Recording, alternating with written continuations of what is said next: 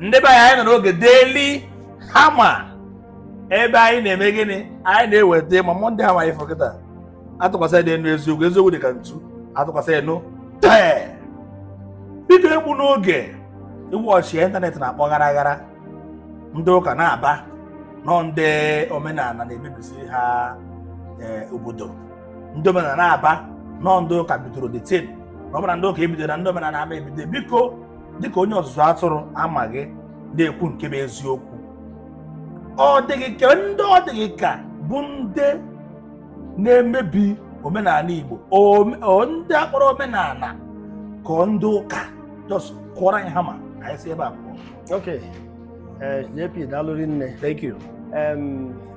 Ajụjụ eji kwesị ntụkwasị obi maka na ife emebigo o tee na-ekpokọwara o ju na-akpa ya amachi ya ọnụ kemgbe eji were na-ahịa ụzụ na ịntanetị a na-adọga agha obodo ọnọdụ n'udo ndị ajọ mmadụ anọ na njọ ahịa mana ọ na-agbaghara aghara ọbara ha enwero ndị na-emebi ya n'Igbo na-abụrụ ndị ajọ mmadụ ndị ajọ mmadụ ba na politiks dị njọ aghọta m yes maka ndị ụka na ndị omenala yes kedu ndị asị nọ ndị a mebiri obodo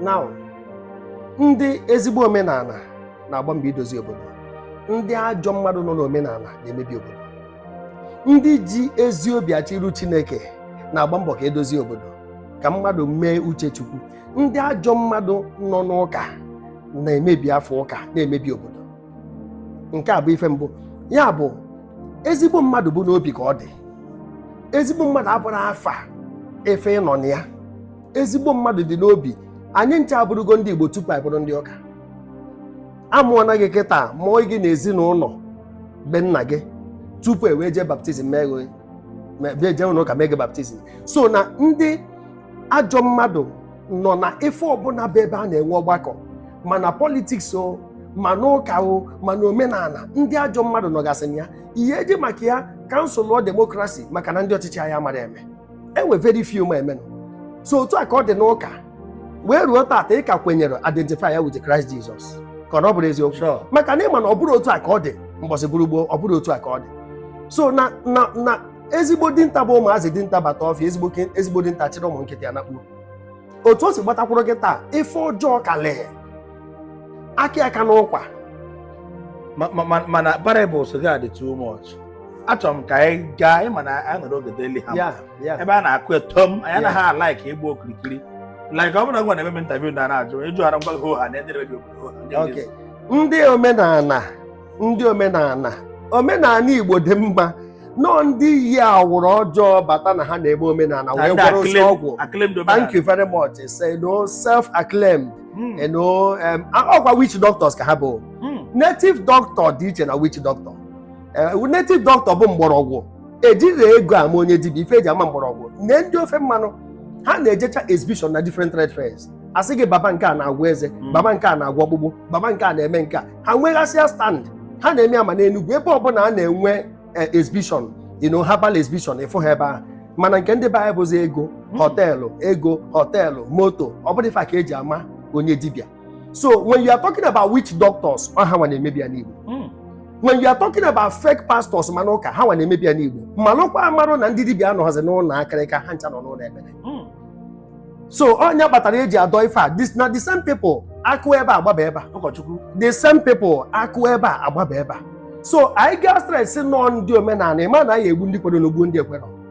ị gakwa nụ stress si nọ ndị ụka ịma na ihe egbu ndị kwere n'ogbu ndị ekwero anyị ahọpụ ata n'ọka that is where I will peg it anyị ewepụ ata n'ọka so ndị ajọ mmadụ nọ n'ụka ndị ajọ mmadụ nọ n'ife omenala mana ọ bụrụ ozi onye nwụrụ ọnụ ka ha na-akwa ọ bụrụ otu a ka ọ dị ọ bụrụ otu a ka ndị nna nna anyị si wee mee ya omenala Igbo amaka ife nwaanyị imere ego nwaanyị ife na-asị na omenala Igbo iti mmọnwụ abụrụ ife ọjọọ ọ ife eji enwe aṅụrị mgbe iti mmọnwụ a na-eti ya ma na seminarị mmọnwụ oji ọnụ apụtara na-agba egwu mgbe mgbe obi mmadụ dị ka obi ụmụazị mgbe ekwensu nọ na holidays ọ bụrụzi kịta agwọrọ ọgwụ etinye ịtarị onwe onye ị na-eda n'obi ya iwere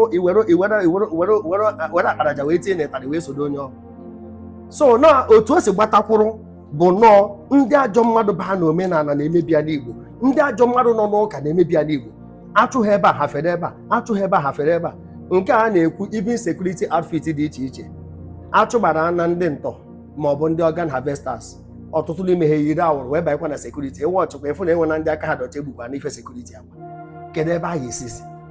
So that's the much I can say at this point. Okay, now side B, question of faith. Kedu ndị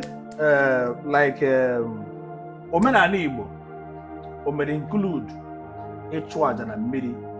Omenala Igbo o mere include ịgwọ ọgwụ? Omenala Igbo o mere include ime oke ite? Omenala o mere include omenala Igbo o mere include ịgwọ awele? O mere include ịgwọ nya ọgwụ ọ ga-agba agwọ ka wee bute ike?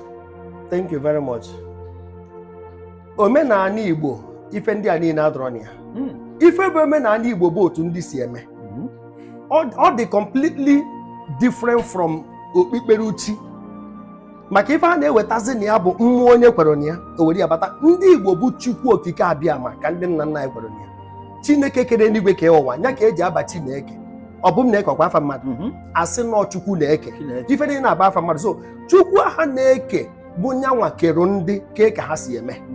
So ka ndị Igbo si eme bụ ife jikọtara Igbo niile ọnụ: ịma ukwu akwa ịnọ, ịzụ afọ ịnọ, ime ego nwaanyị mee akpọ n'ahịa, iji nkwụ wee jedute nwaanyị, ịkụ aka n'ụzọ, ịjụ ese, thank you, premarital inquiry. Ọ ife ndị ife jikọrọ Igbo niile ọnụ. Ifo na sinsi m na-agosi onwe ife dịka chi na-efe ma ọ bụ ebe iji egbu ọkụkọ onwere.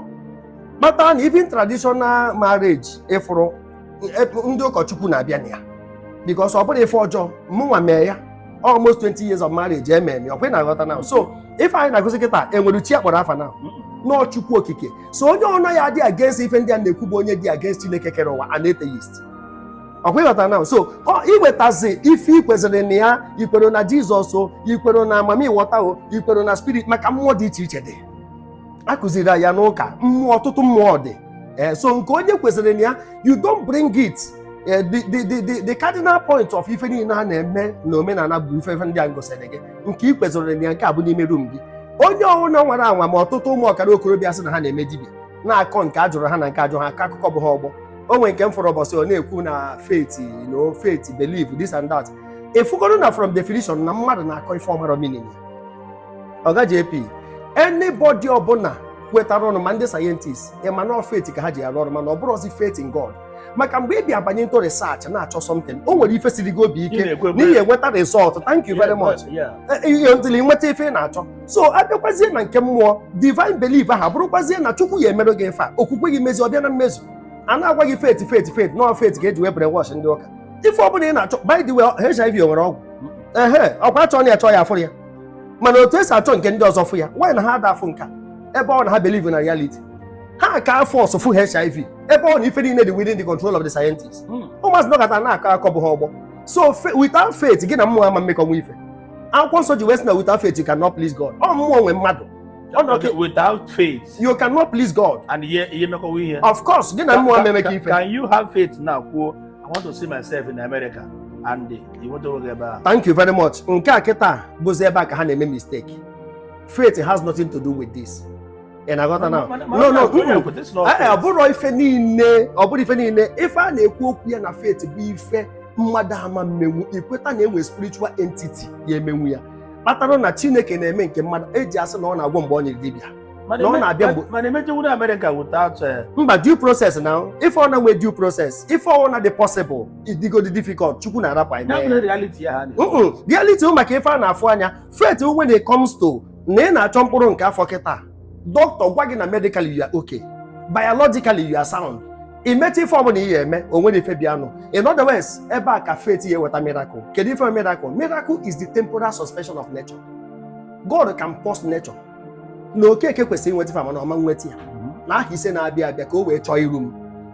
Onye ahụ nwezie faith chọba iru Chineke. Man not the last resort. God will give you. Mana onye doctor na-echara anya medically, scientifically and everything ọ bụla ọ dị okay na arụ ya. O jezie ịma na no faith as you say.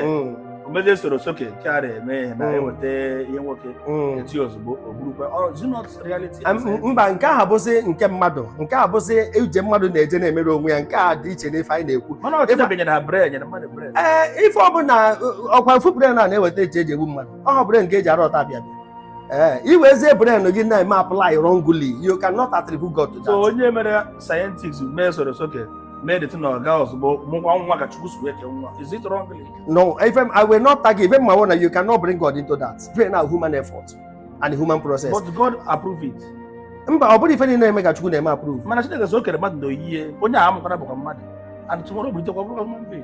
Gekwa it's a process. Thank you very much. If ị na-ekwu kịta ka m were ya kọwaa something let me say this o nweghị ife dị programmed jee mụba anụ ọ marụ na na-ewetasị ime na kịta oje na egg fertilizer ọkwe na aghọta so it's like a mass ị ewepụta formula eji arụ mass if somebody who is brainy in the class o were another formula nweta the same answer ọ bụ onye nkụzigharị ife awụ na Chukwu nyere mmadụ uche anyị ncha niile ama amacha ife o nwefe mmadụ ka ibia wee mara so onye si another route wee nweta that result you cannot just target not the evil. Okay, define faith.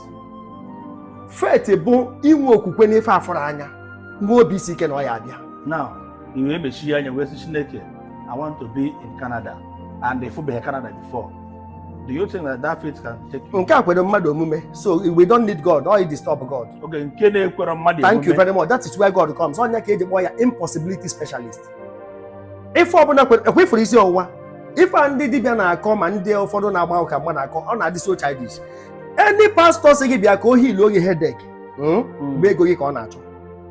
Any pastor sị bịa ka o heal onye malaria ego gị ka ọ na-achọ. Toothache ego gị ka ọ na-achọ. Go and meet dentist. N'Chukwu kere mgbọrọgwụ na mkpa akwụkwọ ndị ha ji agwọ. But enwere miracle na-ahapụnụ mmadụ na-arịa ọrịa nwere onwe. Of course it does. Ọ ya ka m ji sị gị onye Chukwu chọrọ ịgwọ ka ọ ya agwọ o nwere ihe na-atịrị Chukwu ala ife sọrọ ya nụ ka ọ na-eme. A lot of miracles happen. A lot of them. A lot. As a pastor who okay, not a brother, evangelist. Yeah. As a brother whom you are, have you confirmed any miracle God ji wee mee? O hiri nne. Only two. So.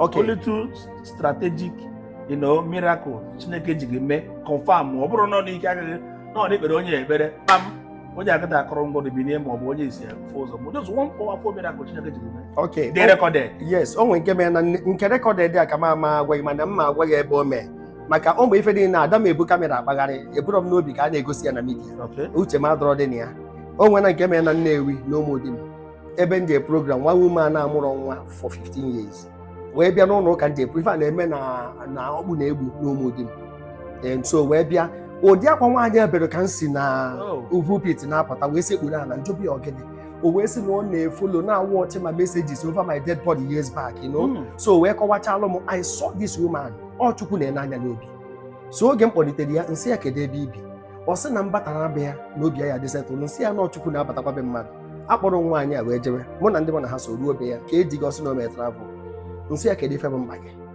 iji wee bụ ụdị akwa ibe n'ụlọ ụka ọ sị na mkpụrụ nke afọ wee jụọ ya ajụjụ medically onye ka m ji wee kwupụrụ late prophet TB Joshua he can never pray for you without medical report. Sure. Thank you. So any ministry na-ekpere ndị ọrịa ekpere without medical report ma na ọje mbori ife ha na-eme wee bute nkwe na agbanye na mmanya ngwụ ọ gbara igbogharị a ya afụ ya odo anya na dọkịta ekwuo na ife a dị chronic not the thank you very much and ọ ya bụ certified hospitals TB Joshua ada na park not certified. So now we say nwaanyị okay photo result for everything ọ kpọkwuo the husband n'iru m o nwere ka ọ dị na ịbata na nwoke a nọrọ ya ibido mebu full bus ebughị otu the husband mụ na the husband ekwucha the husband nọ na machine pass ka m rapụ ịkpa afa for personal reasons so m were si ya weta mmiri ngozie nnu n'iru ya gozie mmiri nwụrụ nke m ji wee bịa maka ọ ka esi agozigbu mmiri nsọ tupu ụmụ ọkara okorobịa ebidozie na-esi elu nke mara ife etiri ebe a nọ wee tii ya so oge ahụ bụ ịgozie mmiri gozie n'iru onye nwenụ wee gọzicha ya kpee ekpere n'iru ya si Chineke na ana m eweta this salt n'ọnya the test of this world we are the salt of the world then water is a cleansing element whether not fallopian tube whether not the womb ife ọsọ nya bụ na gị nwa bụ Chineke na-agwọ mgbe ọ nyere dibịa ị na-abịa mgbe olileanya adịrọ na nwa ọrụ gị anọ na nchere ogologo oge maka nchere ogologo oge na-eme ka obi daa mba ife a ka m gwa Chukwu na ekpere nwaanyị na-anụ asụsụ m na-asụ asụrụ m tongues mgbe gọzie ife a oruo 2 months nwaanyị akpọ m onye adịrị ime 15 years testify ya ka ọ bịa gbacha m ya ọgbaghara wee bido na pregnancy ya. Eji m ekpere guide as pregnancy for 9 months. Ebe ọ mụrụ nwa bụ na Chidera n'akụkụ teaching hospital. Nna gwa gị efollow m the pregnancy till amụọ ya. I went to the hospital mgbe eru na either 3cm ka cervix ya nọ. O wee kwechiri ife niile nọrọ 2 days amụcha na nwa nwaanyị anọrọ 3 days no issue. Ọ bụrụ long labor. So ọ dazie nke surgery. So I came to the hospital wee kpechaa ekpere. O ruo ọnwa na nwanna na nwaanyị mụrụ nwa. Debe ife nna gwa gị reality. So onye feel ozikwa he na ọ bụrụ miracle gị na mana miracle Chineke ji wee mee tụrụ mmiri na nnu. Ọ dịghị ka ọ mmiri ahụ na nnu ahụ iji help call your own faith. Ọ bụrụ mmiri, ọ bụrụ nnu, I'm a medium and the water is a medium, salt is a medium. Chineke na-eji fọbụ na okereke were arụ ọrụ. God's movement is not limited. Ife sọrọ ya ka ọ na-eme. Mgbe sọrọ ya nọ na onye sọrọ ya ka ọ na-eme ya. So Chukwu chọrọ inekwasị anya ebere. O ji ife ịtọ were aza ebere. God may answer prayer because of inye onwe ya foot. Another one, God may answer prayer maka recipient nwa oru ya na-achị ịzọnye okwu ebe ndị nsọ na-asụ oyi. Another one, God may answer prayer for the man of God ma ọ bụ na o tosiri isi n'aka ya na otu. Ọ ife taa. So ọzọ ekpere maka nwa oru ya na-akpagharịnụ ekwesịrị inekwasị anya ebere. The man of God wee ke gosiwe pride. Na o jikwa buo ọnụ 100 days, buo ọnụ 200 days ọ bụrụ ya.